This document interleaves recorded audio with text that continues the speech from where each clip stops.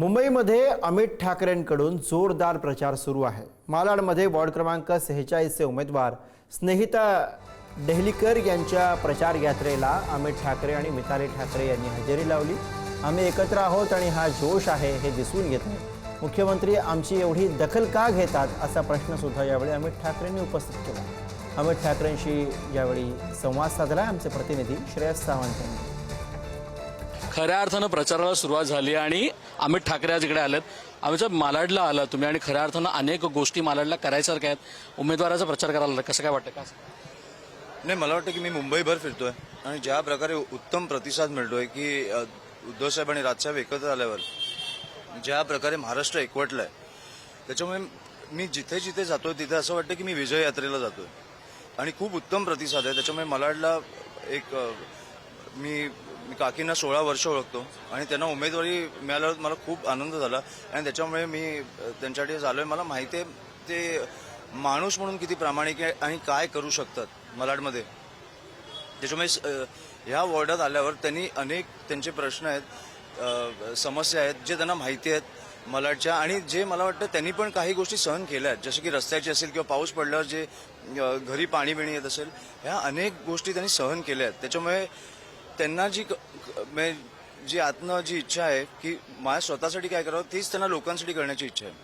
पण या सगळ्यानंतर आज सगळी एकी पाहायला मिळते। आपण सगळे पक्ष तुम्ही एकत्र आलात, किती आनंद होतो। सगळे पक्ष एकत्र काम करताना दिसतात। नाही, उत्तम उत्तम। मी सगळीकडे जातोय, सगळे ज्या लेवलला इमोशनल होऊन एकत्र आलेत, मला वाटतं 2 पक्ष नाही तर 2 परिवार एकत्र आलेत आणि खूप बरं वाटतं। म्हणजे खूप ऑर्गॅनिक आणि खूप असं जेन्युइनली झालं, खूप नॅचरली झालं, त्याच्यामुळे खूप बरं वाटतं। पण नॅचरली विरोध पण होतोय आजकाल, मुख्यमंत्री पण तुमच्याबद्दल बोलतायत। कसं काय वाटतं या सगळ्या गोष्टी पाहत असताना? काय नाही, पण त्यांचंच म्हणणं होतं ना की 2 भाऊ एकत्र आल्यावर फरक नाही पडणार। मग दिवसभर तुम्ही 2 भावांबद्दल का बोलताय हेच मला कळत नाही की तुमची निवडणूक 2 भावांवर बेस्ड काय आहे। कारण तुम्हाला माहिती आहे की कुठेतरी महाराष्ट्र एकवटलाय, कुठेतरी मुंबईकर एकवटलाय, कुठेतरी आता पैसे देऊन उमेदवारी विकत घेतली तरी जनतेला फरक पडत नाही, कारण तुम्ही त्यांच्यासाठी कामच केलं नाहीये। त्याच्यामुळे ह्या गोष्टी मला वाटतं लोकांना कळल्यात आणि आता कुठेतरी तो आक्रोश पण आहे लोकांमध्ये, जो ते मला वाटतं 15 तारखेला बाहेर काढतील। एक शेवटचा प्रश्न विचारेन, एकीकडे लोक सभा घेताना दिसत आहेत, पण आता ठाकरे बंधूंची एक सभा नाशिकला होत आहे। तुम्ही डोर टू डोर कॅम्पेन केलं, म्हणजे काय शाखा टू शाखा कॅम्पेन केलं, हे किती महत्वाचं होतं? कारण हे वेगळं पण दिसलं यावेळी। नाही, मी माझा विधानसभेचा प्रचार करत होतो तेव्हा पण मी डोर टू डोर जात होतो, कारण मला लोकांपर्यंत पोहोचायचं आहे आणि मला वाटतं सगळे आम्ही तेच करतोय की तुम्ही लोकांपर्यंत पोहोचून मला वाटतं की त्यांच्या ज्या मनात जे समस्या असतात त्या जाणून घेतल्या पाहिजेत।